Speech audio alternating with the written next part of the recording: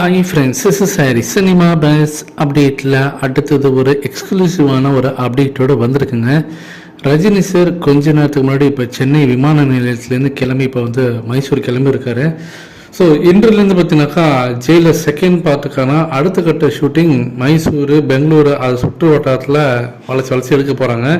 So அதற்கான ஷூட்டிங்கில் கலந்து கொள்வதற்காக ரஜினி சார் இப்போ சென்னை விமான நிலையத்துலேருந்து மைசூர் கிளம்பியிருக்காரு.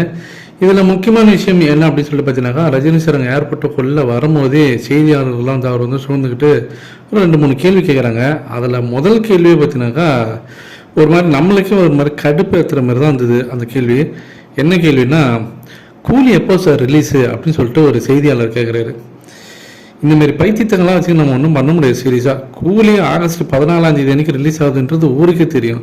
அதை கொண்டு போயிட்டு ரஜினி சார் கிட்ட கூலி எப்போ ரிலீஸ்ன்னு கேட்குறான் பாருங்க. அந்த பைத்தியத்தெல்லாம் எவன் தான் மீடியாவில் வேலைக்கு சேர்த்தானுங்கன்னு தெரில. அது ஒரு பக்கம். அடுத்து இன்னொன்று நம்மளை ஒரு மாதிரி கடுப்பேற்றுற மாரி ஒரு கேள்வி என்னென்னா, அந்த அகமதாபாத்தில் நடந்த விமான விபத்து குறித்து ரஜினி சார்கிட்ட கேட்குறாங்க. அதை பற்றி நீங்கள் என்ன நினைக்கிறீங்க?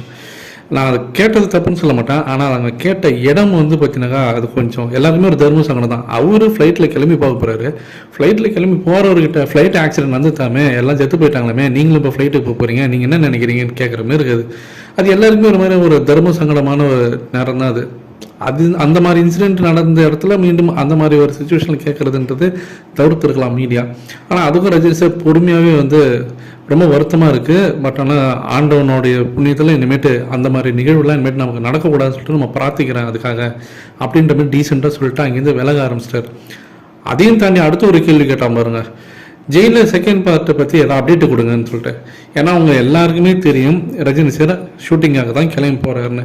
அப்புறம் அவர்கிட்ட போயிட்டு ஏதாவது அப்டேட்டு கொடுங்கனாக்கா, அதான் ஷூட்டிங் போகிறேன்னு, இப்போ ஜெயிலில் செகண்ட் பார்ட் ஷூட்டிங்காக தான் நான் போகிறேன் அப்படின்னு சொல்லிட்டு அவரு கொஞ்சம் டென்ஷன் ஆகிட்டு தான் அதுக்கு ஒரு பதில் கொடுத்துருப்பாருன்னு நினைக்கிறேன். நான் அதுக்காக தான் ஷூட்டிங்காக தான் இப்போ போகிறேன், ஜெயிலில் செகண்ட் பார்ட்டுக்காக தான் போகிறேன்னு சொல்லிட்டு அவர் கிளம்பி போயிட்டார். ஸோ இந்த 3 கொஸ்டினுமே பார்த்தீங்கன்னாக்கா ஏதோ அவர்கிட்ட ஏதோ சம்மந்தமே இல்லாமல் அவர்கிட்ட எதையாவது அவர் வாயால் ஏதாவது ஒரு கமெண்ட் மாரி வாங்கிடணும், அதை வச்சு நீ ஃபுல்லாக டிஆர்பி ரேட் ஏற்றிடணும் அப்படின்றதுக்காகவே சம்மந்தமே இல்லாமல் இவங்க கேள்வி கேட்ட மாதிரி தான் இருந்தது. இதை பற்றி நீங்கள் என்ன நினைக்கிறீங்க? அந்த வீடியோ நீங்கள் பார்த்தீங்களா? அதை பற்றி உங்களோட கமெண்ட்ஸ் என்னன்றதை கீழே சொல்லுங்கள் ஃப்ரெண்ட்ஸ்.